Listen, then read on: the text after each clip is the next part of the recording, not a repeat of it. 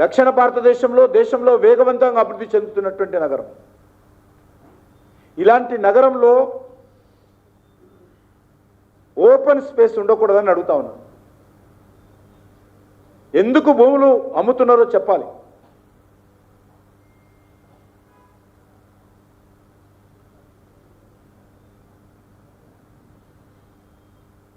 Private భూములను ఉద్దేశపూర్వకంగా కుట్రపూరితంగా నిషేధిత జాబితా అయినటువంటి 22A పెట్టి మళ్ళీ వాళ్ళని బెదిరిస్తారు.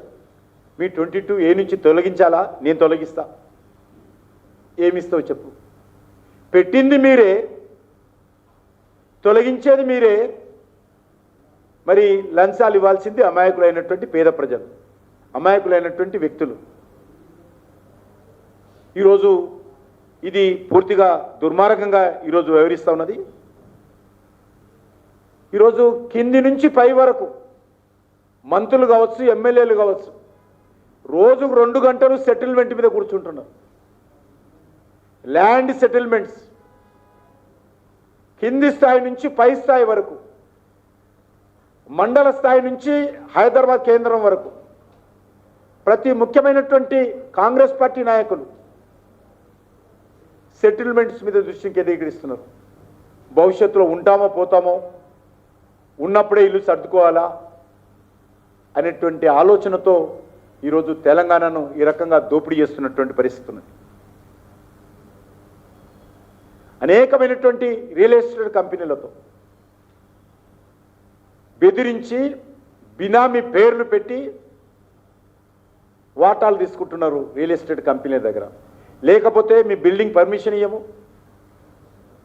లేకపోతే మీ బిల్డింగ్ సంబంధించినటువంటి ఎన్ఓసి సర్టిఫికెట్ ఇవ్వము, ఫైర్ సర్టిఫికెట్ ఇవ్వము.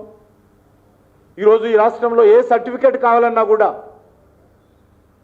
అది మున్సిపల్ కార్పొరేషన్ సర్టిఫికెట్ కానీ, లేక ఎన్ఓసి సర్టిఫికెట్ కానీ,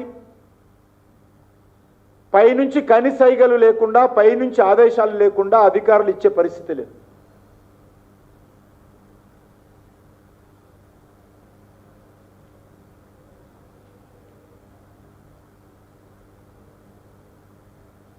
అందుకే మనం చూసాం హైడ్రా కూడా కాంగ్రెస్ అనుకూలంగా ఉన్నటువంటి వాళ్ళకు ఒక న్యాయము, పేదవాడికి ఒక న్యాయం.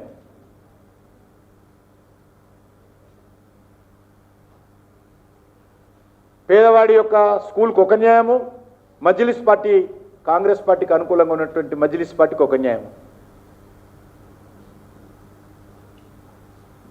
హైకోర్టు నేను కొత్తగా ఏం చెప్పడం లేదు, హైకోర్టు ఏ రకంగా మాట్లాడుగా మనం చూసాం.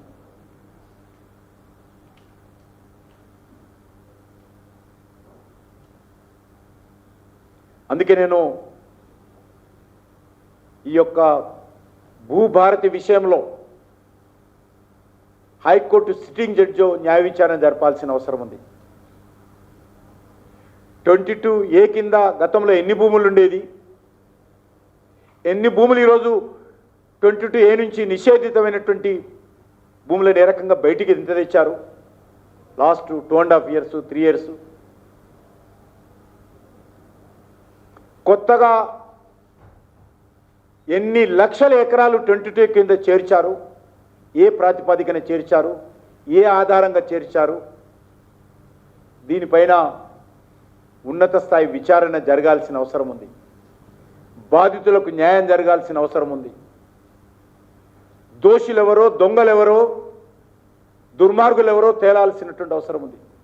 భూభాకాసురులెవరో, పేదవాళ్ళెవరో తేలాల్సినటువంటి అవసరం ఉంది.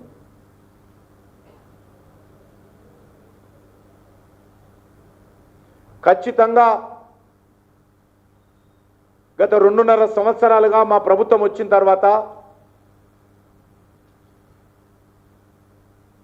ప్రతి ప్రభుత్వ భూమికి సంబంధించినటువంటి లావాదేవీలు మేము పునర్పరిశీలిస్తామని చెప్పి కూడా ఈ సందర్భంగా మనవి చేస్తా ఉన్నాను.